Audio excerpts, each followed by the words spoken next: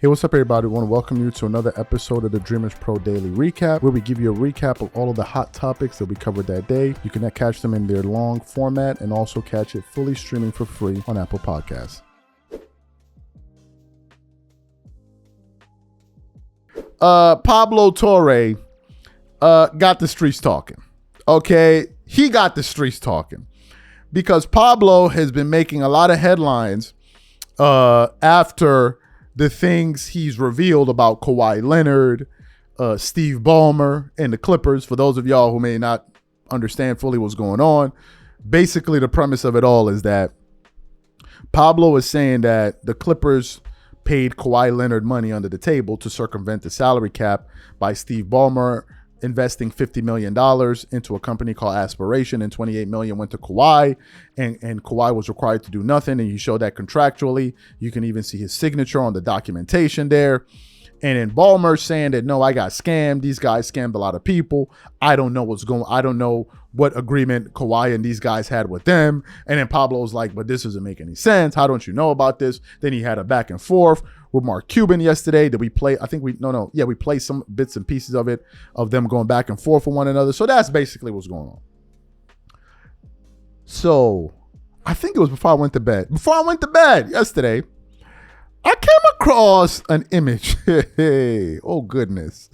An image from sideline sources that we want to show to you. And it says the following. Sports investigator Pablo Torre says, after Kawhi report, he may investigate Jalen Brunson's $113 million, contract next. And I was like, oh, Lord, here we go.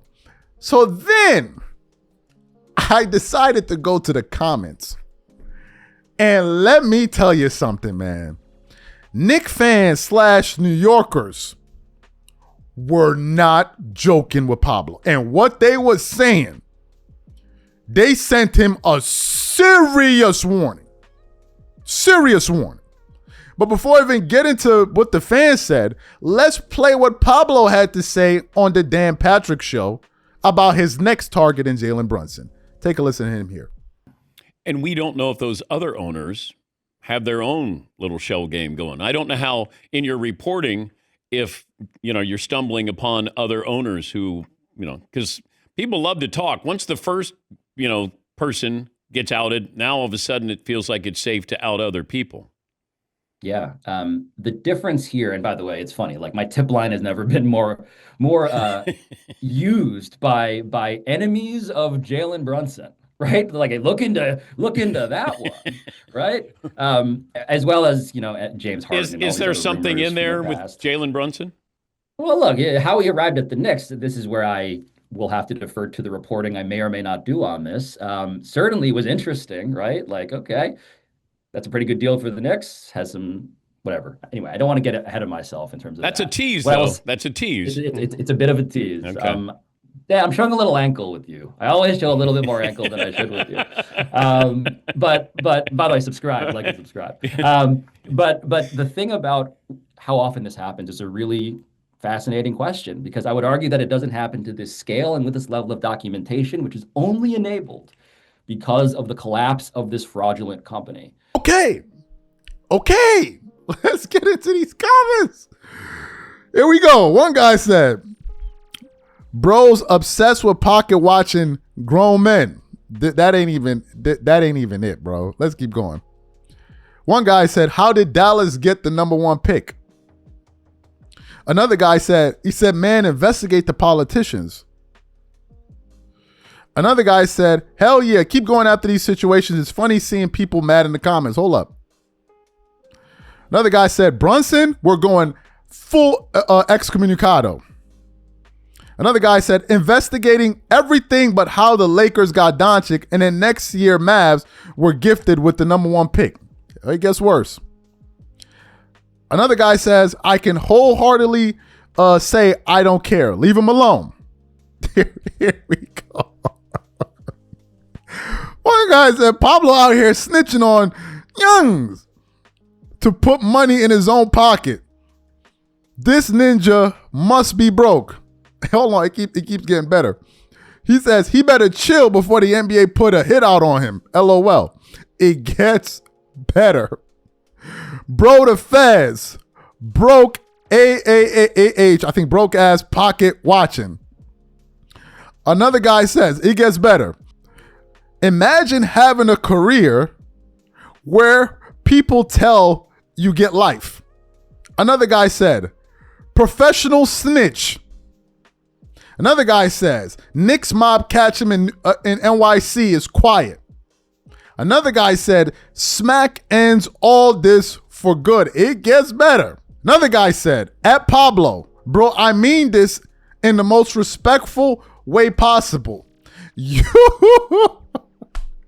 You need security to move in New York City if you go dig up something. Let's keep going.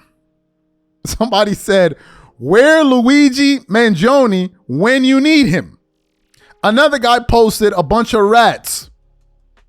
Another guy said, why does this snitch have a platform? Another guy says, F with Brunson and you ain't allowed to walk the New York City streets. This other guy said, this dude getting me tight at this point. Another guy said, why you snitching though? And it just kept on getting better and better and better. Let me tell y'all while I'm laughing, man.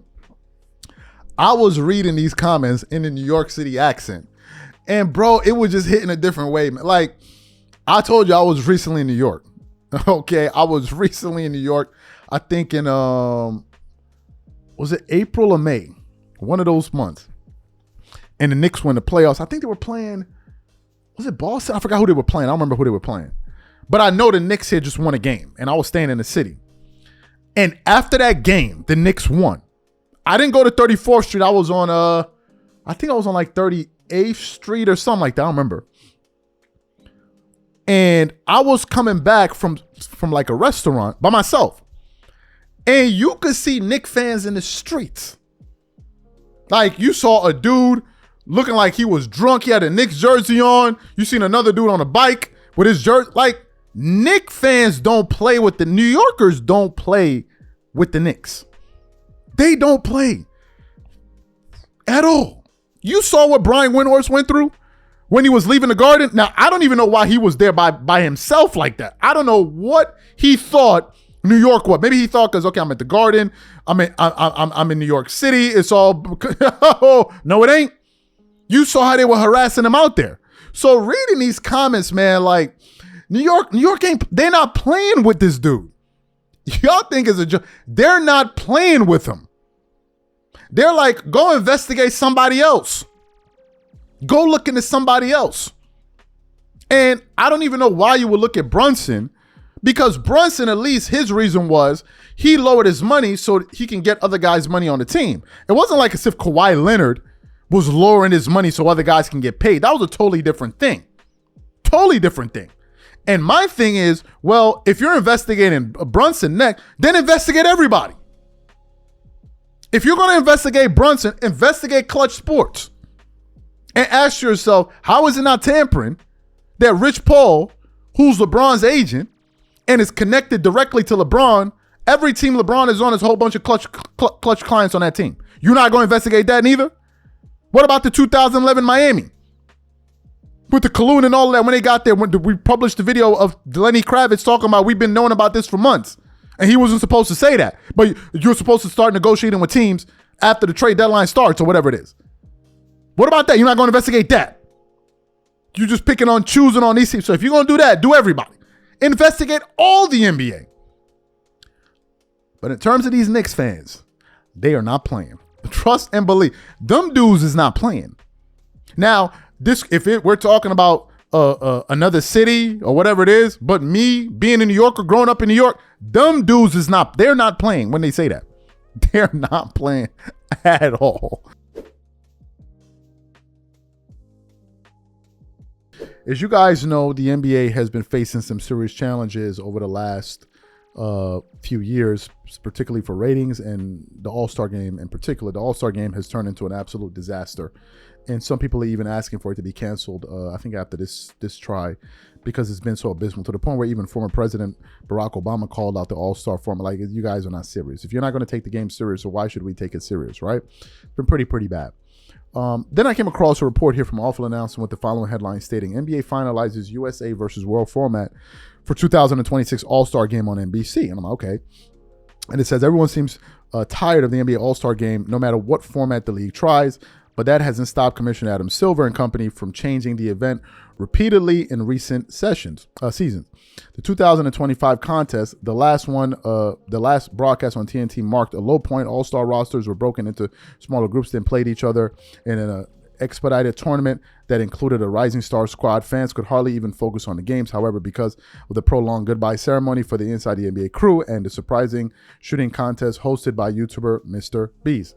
In an effort to get players on board and increase fan excitement as the All-Star game moves to NBC next February, Silver, the commissioner, all summer teased a long-anticipated move to USA versus World format, citing the success of the NHL's Four Nations face-off international competition in men's basketball tournament at Paris Olympics in 2024. Silver expressed optimism that the NBA could leverage that national pride in its mid-season festivities. Now, ESPN Shams is confirming the USA versus World structure with some new details. So this is the part that I want you guys to focus in on. So take a listen to what Shams had to say here about what we're to expect with this new format. Take a listen to what he had to say there. The Joker, the Greek Freak, Luka, Wemby, SGA, Alperen Şengün, all on the same team. That could happen if the NBA is actually about it. For more on this possibility, we got to get back with Shams Charania to get a little more perspective on the likelihood of all this. Shams, what changes are coming to All-Star Weekend and the All-Star Game specifically? Trevor, sources tell me that the NBA is expected to have a round-robin tournament for the 2026 All-Star Game in February in Los Angeles. So look at these details. Never seen before. USA World concept. 3 teams, 2 USA squads, 1 world team. It's going to be 8 players per squad, 12-minute per quarter games. At the NBA level, have never seen USA and the world take each other on like this. And the League and Players Union presented this format to governors, to team executives, players as well on Wednesday. And there was resounding support for this and positive dialogue. So they're putting the finishing touches on this format now. USA World, 2 teams with USA, 1 with World. So it sounds like that Rising Stars component has now elevated to the big dogs. February 15th, 2026 at the Intuit Dome. It goes down. Appreciate you, Shams. Excellent. So you heard his comments there. Now, he also said something as well on Twitter, which I want to read for you guys and put up here. So the 2026 All-Star Game format is likely to feature a round-robin tournament consisting 3 8-player squads of 2 USA teams and 1 world team. Sources tell ESPN. NBA and NBA Players Union presented a format to the competition committee on Wednesday, and response was positive. Now, let me say this, and I want to say what I think a lot of people are thinking. What is a round the table, around the corner, round the house tournament? Before producing this show, we're talking, I'm like, I'm confused. Now, apparently they use this format, I believe, in the World Cup and other type of tournaments. I still don't understand how it works, and I'm going to tell you why I don't understand, and probably going to give us some more details. One of the key precincts of this particular new format is that they're still going to have 12-minute quarters.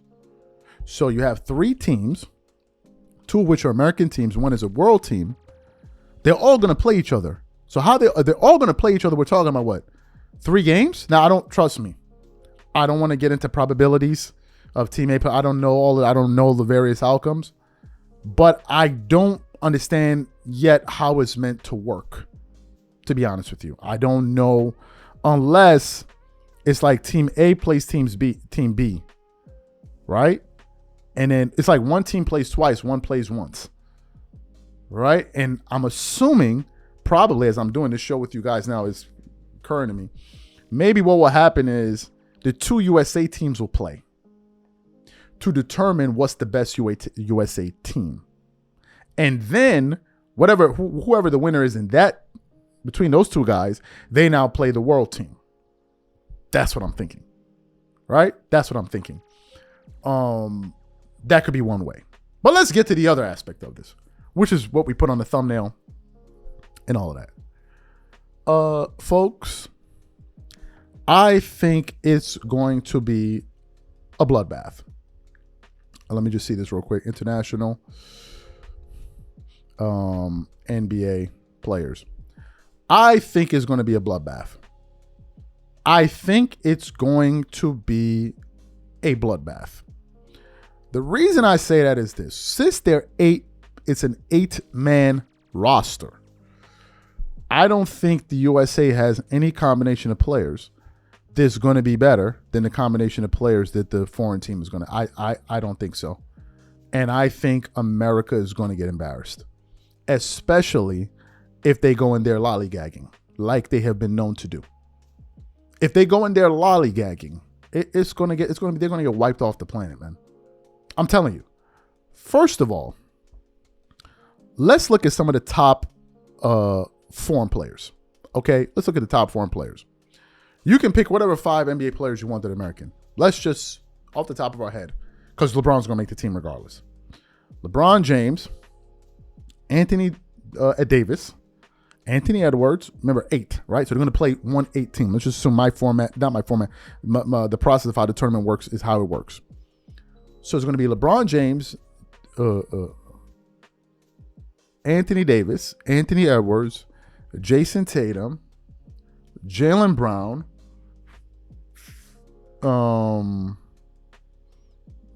who else? You need a big guy. So Joel Embiid, I don't think he's even going to play. Stephen Curry, that's 6. Kevin Durant, that's 7. And who else? You have Mitchell. Maybe there's somebody else that I'm not thinking. Maybe they may get another big like Jaren Jackson Jr. or you have John Morant, whoever, right? Whoever you guys can think of, right? Whatever.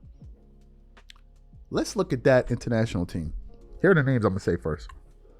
And y'all tell me how you think we have a chance against these guys. It almost sounds ridiculous even saying it aloud. They're going to have Nikola Jokic, who's the best player in the world. Giannis Antetokounmpo on the same team. Nikola Jokic and Giannis, who are the one best, like those guys. Then you have SGA.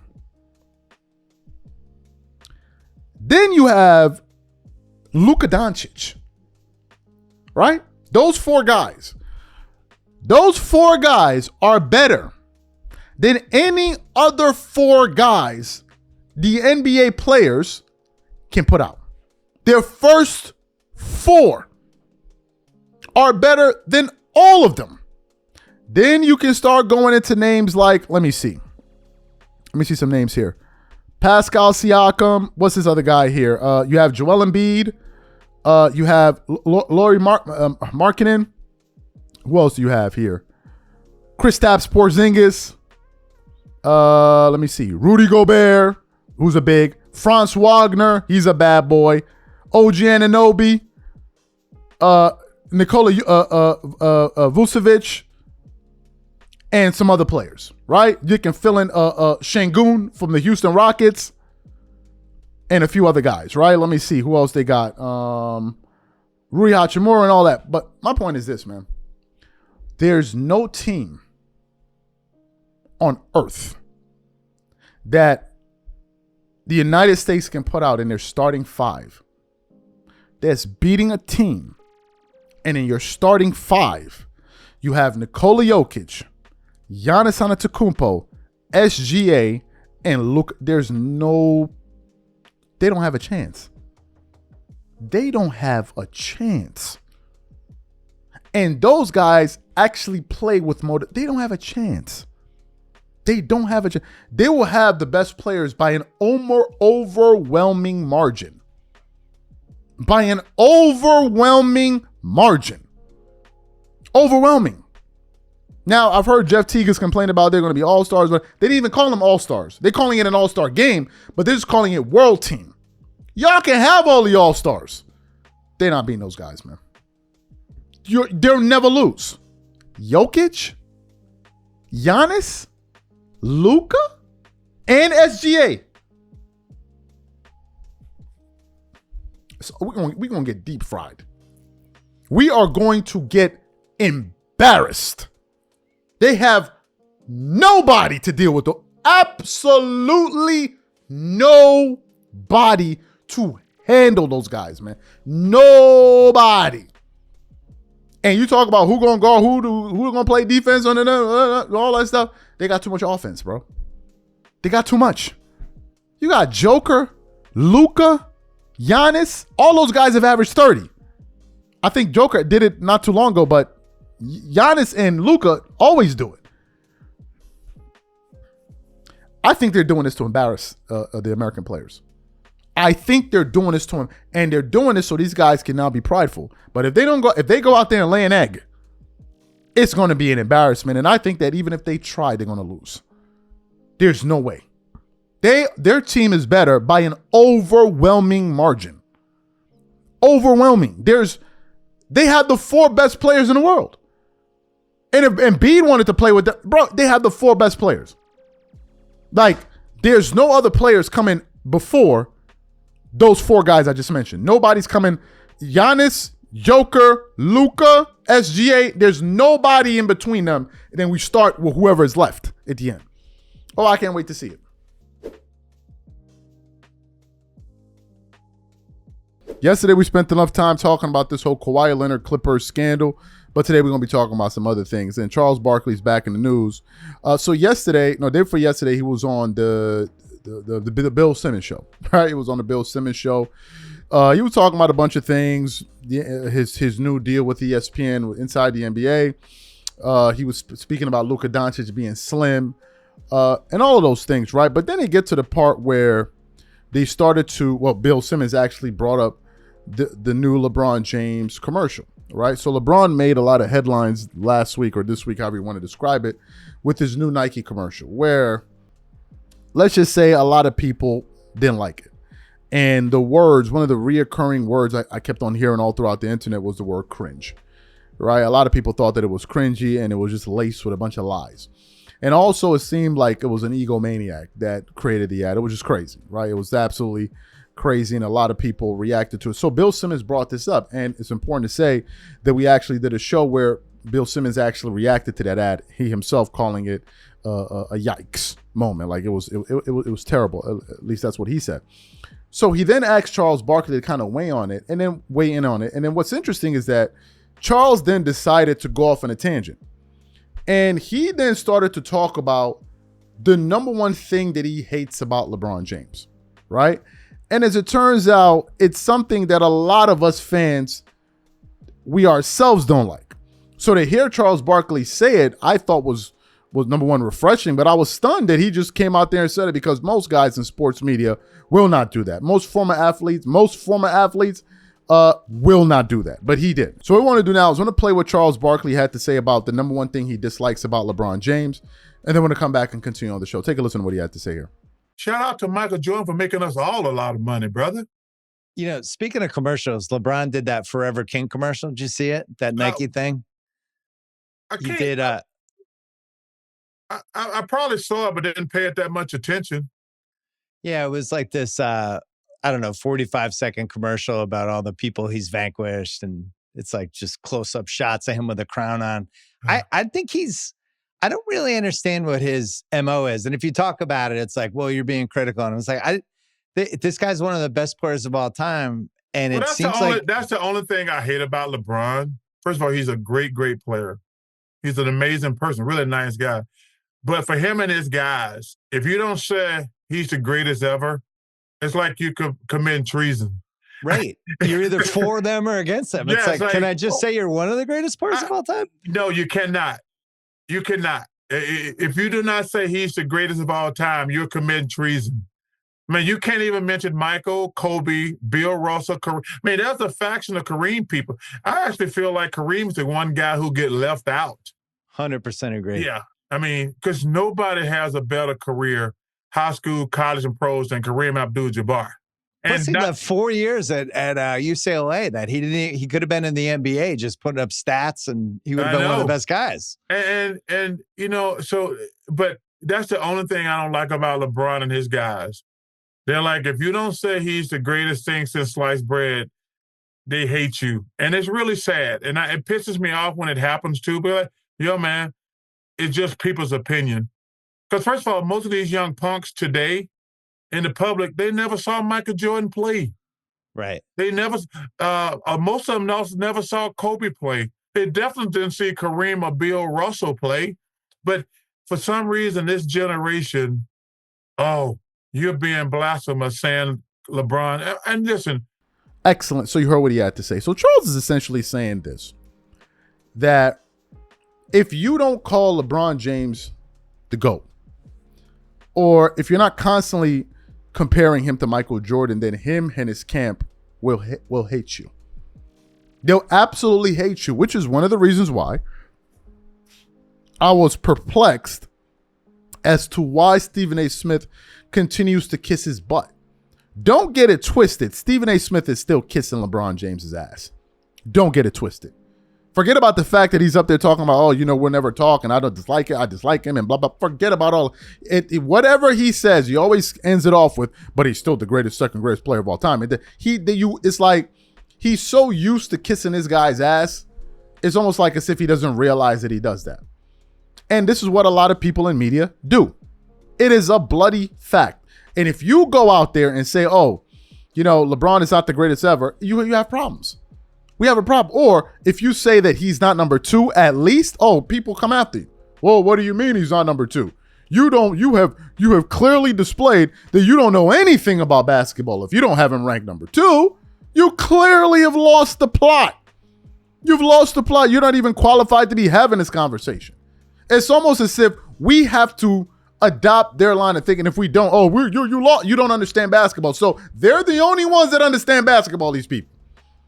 They're the only ones. And if you don't agree with them, you don't understand. You don't even know what's going on. You don't even know what's going on. And this is how it goes, right? This is how it goes. You have all of these rankings that come out. They all have the same, this is exactly how it goes.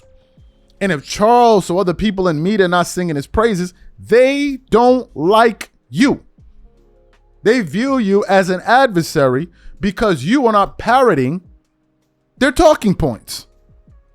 If you're not parroting their talking points 24/7, they're not going to be cool with you. One of LeBron's biggest supporters is Shannon Sharp. Been twerking it up for years. But do you remember when he was on ESPN First Take and he went to Stephen A. Smith's alma mater and they were reacting to the comments LeBron made about Miami, how he would have been LeBron James no matter what? And then Shannon Sharp went out there and said that. Do you see the backlash that he received? What do you mean? You said, what do you mean? So you're no longer a LeBron fan? You're turning on him now? Is this what you're doing? You're turning on him now? A guy that has been twerking for a good 6 years. He never misses a beat. Literally. He never misses a beat. You go to one of them twerking parties, he handing out jars of honey. But the moment he said, yeah, but I disagree with what LeBron said. Don't try to diminish the impact that the Miami Heat had on. They came out for him. If you're not showing and pledging your loyalty to me 100% of the time, it ain't going to work. And this is why you see a lot of guys in media, some guys that have been connected to him, go at Barkley. That's one of the things. Now, they can call Barkley whatever they want, but they won't call him a scrub. They can call him whatever they want, but they won't call him a scrub. And there's a reason that he's the best in sports media when it comes. He's the best. He's the best, and I don't even think it's close. I don't even think there's a close second, to be honest with you.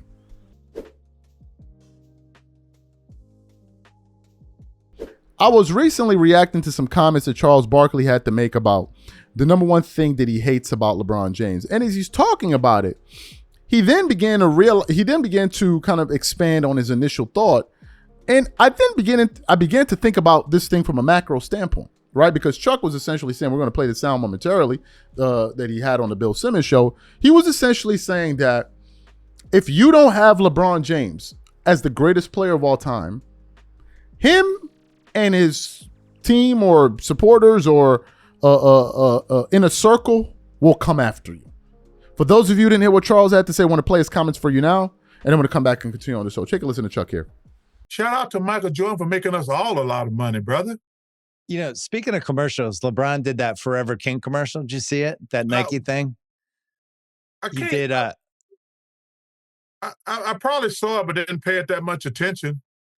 Yeah, it was like this, 45-second commercial about all the people he's vanquished. And it's like just close-up shots of him with a crown on. I think I don't really understand what his MO is. And if you talk about it, it's like, well, you're being critical. And it's like, this guy's one of the best players of all time. And it seems like that's the only thing I hate about LeBron. First of all, he's a great, great player. He's an amazing person, really nice guy. But for him and his guys, if you don't say he's the greatest ever, it's like you could commit treason. Right. You're either for them or against them. It's like, can I just say you're one of the greatest players of all time? No, you cannot. You cannot. If you do not say he's the greatest of all time, you're committing treason. Man, you can't even mention Michael, Kobe, Bill Russell, Kareem. I mean, there's a faction of Kareem people. I actually feel like Kareem's the one guy who get left out. 100% agree. Yeah. I mean, because nobody has a better career, high school, college, and pros than Kareem Abdul-Jabbar. Plus, he got 4 years at UCLA that he could have been in the NBA just putting up stats, and he would have been one of the best guys. And but that's the only thing I don't like about LeBron and his guys. They're like, if you don't say he's the greatest thing since sliced bread, they hate you. And it's really sad. And it pisses me off when it happens too. But like, yo, man, it's just people's opinion. Because first of all, most of these young punks today in the public, they never saw Michael Jordan play. Right. They never, most of them never saw Kobe play. They definitely didn't see Kareem or Bill Russell play. But for some reason, this generation, you're being blasphemous saying LeBron. And listen. Excellent. So you heard what he had to say. That's the groundwork for it. So as he's talking, I began to think about an explosive moment that took place on ESPN 4 months ago. And it had to do with the time when Michael Jordan's former agent came out. And basically they were asking him who the greatest player of all time was, in which case he said Jordan. And then after that, he said Kobe Bryant. He put Kobe Bryant, and then he wouldn't put LeBron there. And it created this big firestorm. Stephen A. Smith came out there on TV the next day. How dare you mention Kobe? He was like, how dare you mention Kobe Bryant? He doesn't deserve to be in there. So to our surprise, what happened was Mike Wilbon made a guest appearance on Get Up. And while these guys were up there twerking it up all over the table, Wilbon walks into the room and absolutely destroys LeBron and his minions that try to force feed him over people. And if you ever bring up a name Kobe Bryant, oh my God, it's the end of the world. Take a listen to what Wilbon had to say a few months ago and how this relates, or that relates, to what Charles Barkley just said just now. Take a listen to Mike Wilbon here. It's Michael Jordan versus LeBron James. It's a debate that is both everlasting and excruciatingly tiresome. However, every now and again, you're rolling me while I'm on the air, Brandon. It's an interesting decision. Michael Jordan's longtime agent, David Falk, added a new chapter to this conversation yesterday. Here's what he said. I really like LeBron, but I think that if Jordan had cherry-picked what teams he wanted to be on that had two other superstars, he would have won 15 championships. Oof. Okay, so for those in the room who couldn't hear what he was saying, that's David Falk, who was no longer Michael Jordan's agent, but was forever and will always be thought of that way, saying that he likes LeBron. Any conversation, any statement that starts with, look, I really like LeBron, this isn't with all due respect. Not going somewhere good. It is the classic all due respect. He said if Jordan had cherry-picked where he wanted to go and had two other superstars, he would have won 15 championships. The only place to start for perspective. 12. 15's an exaggeration. Yeah. This is who David Falk is. He's a provocateur on his best day. He's Michael Jordan's longtime agent. He is that. I'm a neighbor of David Falk and have known him for 45 years. Okay? I've had millions of basketball-related conversations with David Falk. No one should be surprised that David Falk is going out there with the MJ flag, because if you think that, stop. Just get out of the sports talking about business and go to something else. Now, I hate the conversation because it requires you to say something negative about someone who's truly great and all-time great to make your point. And that's the most tiresome thing about the GOAT conversation. But let me just say this. I'm not gonna sit here and say that LeBron James has to be considered better than Magic Johnson. That's garbage. I'm not gonna say LeBron James has to be considered better than Bill Russell. That's garbage. I'm not gonna say LeBron James has to be considered better than Kobe Bryant. That's garbage. LeBron James, one of the greatest players of all time in all team sports. I'm sorry, if that's not good enough, turn the page, get over yourself. So in other words, I'm going to proclaim and support and wave the LeBron James flag for his greatness, but if I say he's less than number 2, that's not good enough for you, to hell with you. And I'm not saying that in support of David Falk. I'm saying that as somebody who has watched basketball and lived with basketball my whole life. I gotta say that LeBron James is better than Kobe Bryant? What? Put me in a grave first. So you heard what he had to say. This is exactly what Charles Barkley is talking about. But in the case of Wilbon, he essentially told them, you can go ahead and kick rocks. You can walk next to the nearest building you see and kick it. Kick the corner of it. Because I'm not going to be up here twerking it up, pouring honey all over my belly button, hollering and shaking while you sprinkle glitter all over my forehead. I'm not doing it. I'm going to say what I truly believe. And I'm sorry if it doesn't align with the talking points that you guys want to propagate out there to fans, then kiss my ass. Essentially, that's what the guy is saying. If Charles was up there twerking it up every time they put a microphone in front of him for LeBron James, he would be the great thing. He would be the best thing since sliced bread. He would have been the best thing since sliced bread. The best. They would have loved him. They would have loved. But Charles refuses to twerk. And one of the reasons why he refuses to do that is because his success is not tied to theirs. Charles has FU money. And whenever they can't control you with money, they don't like you. They can't control Charles with money because he has his own money. They can't control him. And since they can't control him, they don't like him. This is a fact. Ask yourself, why does Charles always find himself going back and forth for NBA players? Why? You know why? Because people don't like truth tellers. People don't like truth tellers. You get penalized for telling the truth. And people don't like that.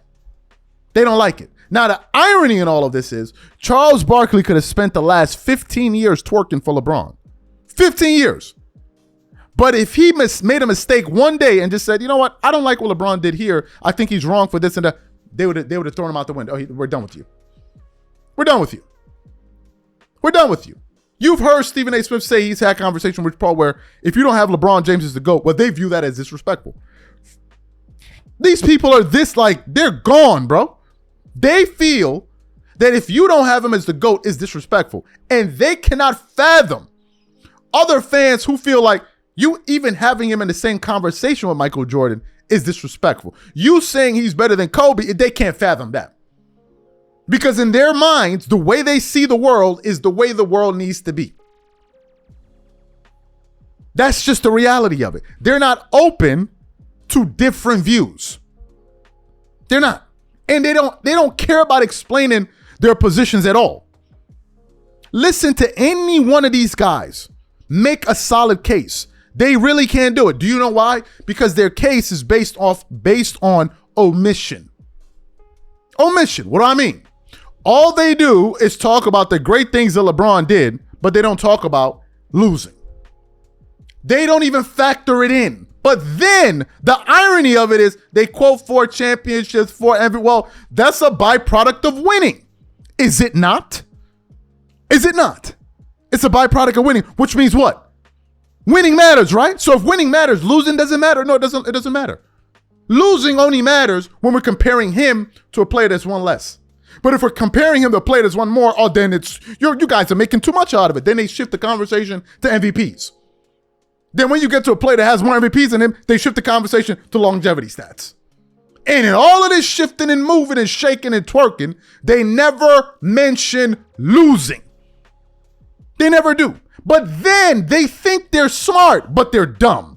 They believe they're smart because you know what they do? They run around the internet all day long. But y'all act like Michael Jordan, he didn't lose before he won. Yeah, you want to bring that up? Nobody ever said Jordan ever lost, but since you on the subject of losing, let's talk about it. Then they change the subject. You can't make a conversation about this guy wasn't winning these years about a guy that won more than the other guy. But this is what they do. Honeycombs. And LeBron fans are like 5 and 6. Common sense and basic logic and reasoning. And LeBron fans are like 1 in 10. They can or 1 in 50. They can never be close to one another. At all. At all. I've listened to them. They try to use analytics. They try to use this data. They try to use that data. They try to use it all. They try to speak in the Queen's English. Let me use the biggest words I can use, forgetting that the premise where they're starting is flawed. So everything else you're saying, nobody's taking you seriously. Nobody. They just pick what works for this argument, they use it. What works for that argument, they use it. That's all. And then they try to bully people for not having their viewpoints. That's what they do. They bully people. Oh, if you don't agree with them, man, you this. Yeah, I get these wild-ass Thundercats running up in my comments on Instagram, man. What you got against LeBron? What you got against LeBron? Even one silly-ass girl wrote to me on the... It seems like you're jealous of him. About what? What exactly should I be jealous about? That's a comment you leave for men that are insecure. We're talking sports here. They know jealousy. Oh, yeah, you must be insecure. You must be jealous of him. Why would I be jealous of him? Why would I be? Because, I don't know, maybe he's tall and he has a lot of money. Maybe that's why you're jealous of him. Okay, but Kobe Bryant was tall and he had a lot of money. But I never heard that about Kobe. You see? Sense, logic. These people are the dumbest set of people we got walking around. They don't even know. I'm jealous of LeBron, but my favorite player, Kobe, who's tall and successful, according to them, I'm trying to figure out what to be jealous about. They forget all about that. Oh, well, I don't know, because I'm a dumbass. Yes, you are. Raise your hand. You're a dumbass.